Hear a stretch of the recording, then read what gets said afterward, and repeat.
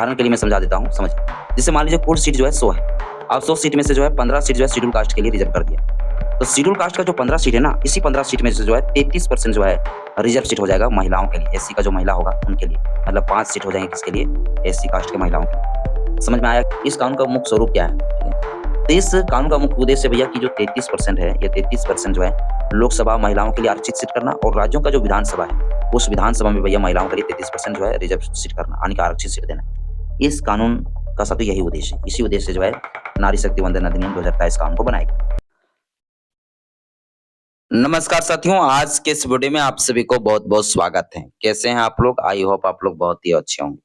आज के इस वीडियो में हम एक बेहद ही महत्वपूर्ण टॉपिक पे चर्चा करेंगे। महत्वपूर्ण साथियों इसलिए हो जाता है क्योंकि इस समय हमारे देश के पार्लियामेंट, हमारे देश के संसद में जो है केंद्रीय मंत्री, कानून मंत्री अर्जुन राम मेघवाल जी के द्वारा 16 अप्रैल 2026 को एक विधेयक को पेश किया गया। जिस विधेयक को लेकर साथियों हमारी लोकसभा में कई सारे प्रश्न जो है क्वेश्चन खड़ा किए जा रहे हैं अभी वर्तमान में। इसी टॉपिक पर साथियों बात करेंगे। तो 16 अप्रैल साथियों 2026 को जिस विधेयक को जो है पेश किए गए हैं अर्जुन राम मेघवाल जी के द्वारा, उस विधेयक का साथियों नाम है 131वां संविधान संशोधन विधेयक 2026। और जिस विधेयक का उद्देश्य है नारी शक्ति वंदन अधिनियम, नारी शक्ति वंदन अधिनियम जो एक कानून है, इस कानून को पूरी तरीके से स्टेब्लिश कराना, इम्प्लीमेंट कराना, इस उद्देश्य से साथियों जो है इस 131वां संविधान संशोधन विधेयक 2026 को लाया गया। आप लोग जानते हैं कि नारी शक्ति वंदन अधिनियम 2023 जो ये कानून है, इस कानून में ये प्रावधान किए गए हैं कि जो महिलाएं हैं, उन महिलाओं को जो है लोकसभा में, कहाँ पर? लोकसभा में, और राज्यों का जो विधानसभा है, उस विधानसभा में जो है उस विधानसभा में जो है महिलाओं के लिए 33% जो है रिजर्व सीट देना, यानी रिजर्वेशन देना। इस उद्देश्य से साथियों जो है इस कानून को जो है लाए गए हैं। आप लोग जानते ही हैं। अब लेकिन साथियों अब जब ये विधेयक जब 131वां संविधान संशोधन विधेयक 2026 जब पेश किए गए, तो विपक्ष दल के जो नेता है, जैसे मैं उदाहरण के लिए बता दूं, एक हमारे माननीय सांसद है चंद्रशेखर आजाद रावण जी, उनके द्वारा एक क्वेश्चन खड़ा किया गया। क्वेश्चन ये खड़ा किया गया कि भैया ठीक है, आप महिलाओं के सशक्तिकरण के लिए काम कर रहे हैं, महिलाओं के लिए रिजर्व सीट दे रहे हैं, महिलाओं को प्रतिनिधित्व देना चाहते हैं, महिलाओं को जो है आप अवसर देना चाहते हैं, तो अच्छी बात है। लेकिन हमें ये बताइए कि ये जो 33% जो महिलाओं के लिए रिजर्व सीट आप रखे हैं, क्या उन 33% रिजर्वेशन में एससी एसटी महिलाओं के लिए भी रिजर्व सीट रहेंगे या नहीं रहेंगे? मतलब चंद्रशेखर जी का ये कहना था, क्या में कोटा लागू रहेगा या नहीं रहेगा? सीधी तरीके से साथियों ये सवाल किए गए। मतलब अगर सरकार अगर 33% महिलाओं के लिए अगर रिजर्व सेट कर दिए कि भैया हाँ, इतने सांसद हमारी लोकसभा में है, इतने सांसद में 33% महिलाएं रहेगी, ठीक है? ठीक है, ये सही है।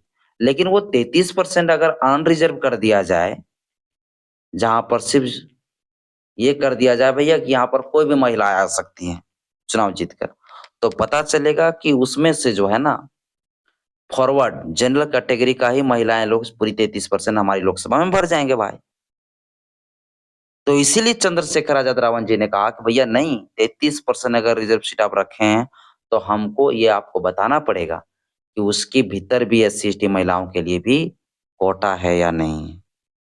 यही साथियों जो है प्रश्न हमारे माननीय सांसद चंद्रशेखर आजाद रावण जी के द्वारा किए गए, और साथ ही साथ ये भी कहा गया कि ओबीसी महिलाओं के लिए रिजर्व सीट रखे गए हैं कि नहीं रखे गए, ये भी मुझे बताइए।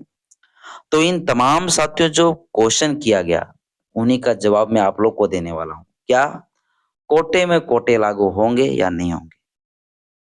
इस पर साथियों हम लोग बात करेंगे। ठीक है? तो चलिए साथियों हम लोग जो है अब वीडियो को शुरू करते हैं। बस आप लोग धैर्यपूर्वक शुरू से अंत तक वीडियो को जरूर देखिएगा। वीडियो अच्छा लगे तो लाइक करिएगा, चैनल में पहली बार है चैनल को सब्सक्राइब कर लीजिएगा, बेल आइकन प्रेस करिएगा ताकि जब वीडियो डालूं आपके पास नोटिफिकेशन समय-समय पर पहुंचता रहे। दोस्तों तो ये सारी चीजें जानने से पहले जो है हम लोग को जो है पूरी तरीके से हम इस चीज को जो है 3 स्तंभ में हम लोग बाँट कर देखेंगे।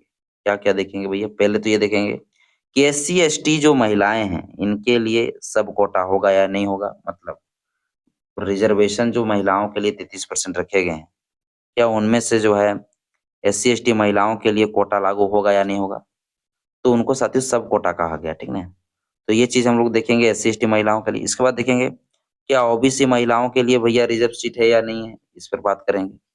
और ये सारे चीज़ें करने के लिए संविधान के कौन-कौन से अनुच्छेद में जो है संशोधन करना पड़ा है और करना पड़ेगा, ये सारी चीज़ें हम लोग साथियों देखेंगे। तो अब चलिए आगे अब देखते हैं। देखिए, यह कानून जो है मूल स्वरूप जो है, इस कानून का मूल स्वरूप क्या है? ठीक है? जो ये कानून लाया गया है, इस कानून का मुख्य स्वरूप क्या है? ठीक है?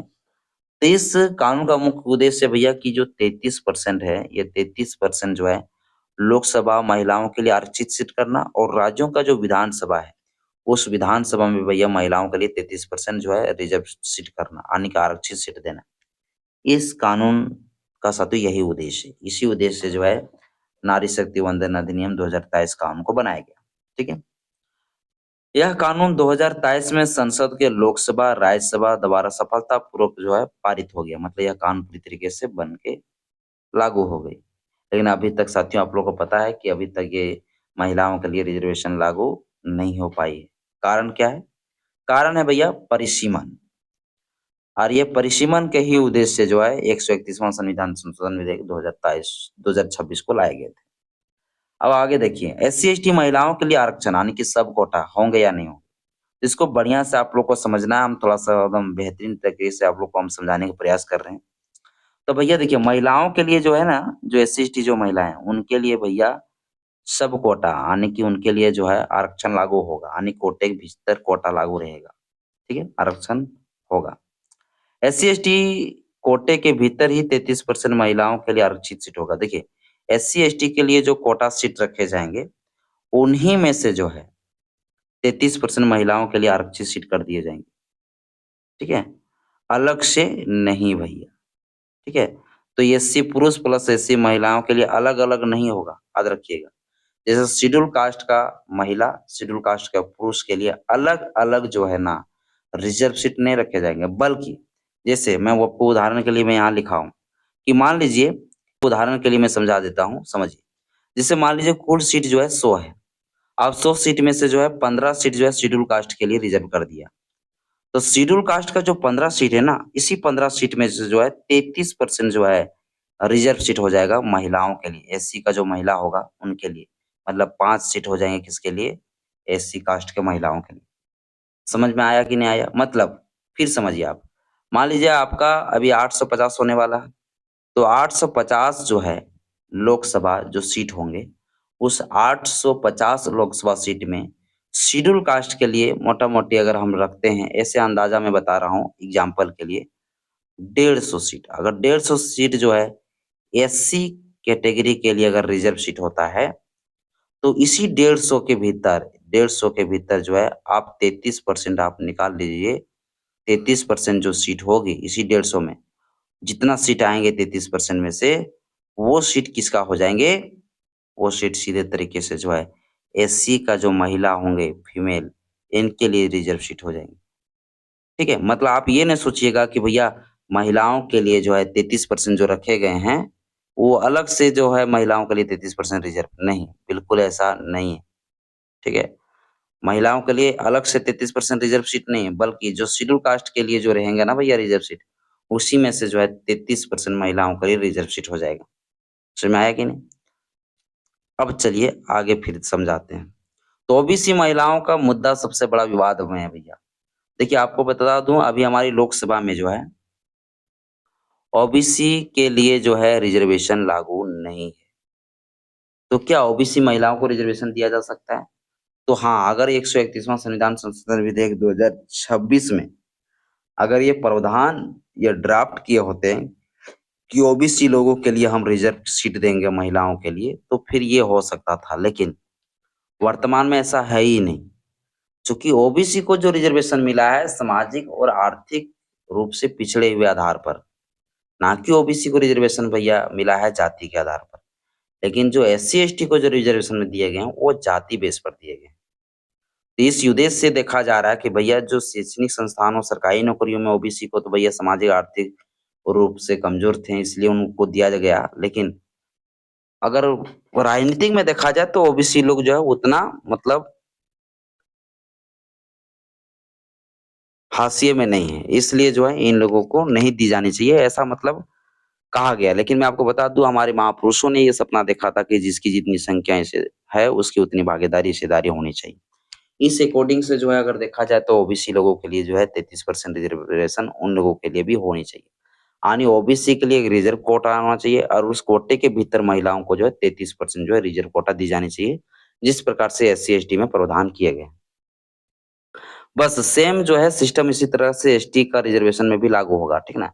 एसटी के लिए मोटा-मोटी अगर 80 सीट जो है रिजर्व होता है, तो 80 में से आप एसटी सॉरी एसटी यहाँ लिखना चाहता हूँ, एसटी के लिए तो 33% यहाँ आप निकाल लीजिए।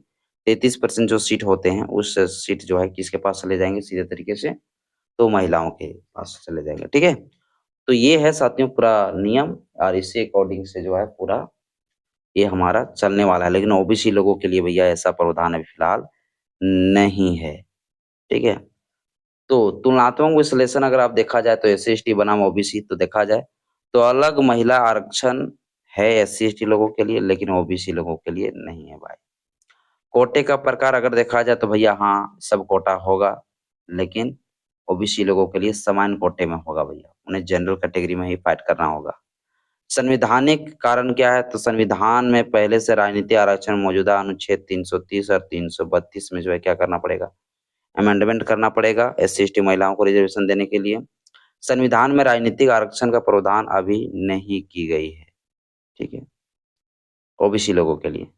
अब आगे देखा जा सकते हैं। संविधान का नया अनुच्छेद लीगल फ्रेमवर्क अब देखा जाए, तो अनुच्छेद 330 लोकसभा में एससी-एसटी के लिए जो है लोकसभा में 33% रिजर्वेशन देने की बात किए गए हैं। 332 के तहत अगर देखा जाए तो भैया 332 ए के तहत राज्यों को विधानसभा में 33% महिलाओं को रिजर्व सीट दिए जाएँगे। और अनुच्छेद 334 ये के तहत आरक्षण की जो अवधि रखे गए हैं, वो 15 साल तक के लिए रखे गए हैं। 15 साल के बाद जो है फिर क्या होंगे, एक प्रकार से देखा जाएगा कि भैया महिलाओं की स्थिति अभी फिलहाल वर्तमान में कैसा है। फिर उस बेस पर महिलाओं को रिजर्वेशन आगे तक के लिए भी बढ़ाया जा सकता है या तो फिर 15 साल तक के लिए रहेंगे। अब साथियों आगे देख लीजिए, अब तो पूरा लास्ट हो गया, खत्म हो गया है ना? खत्म होने वाला है।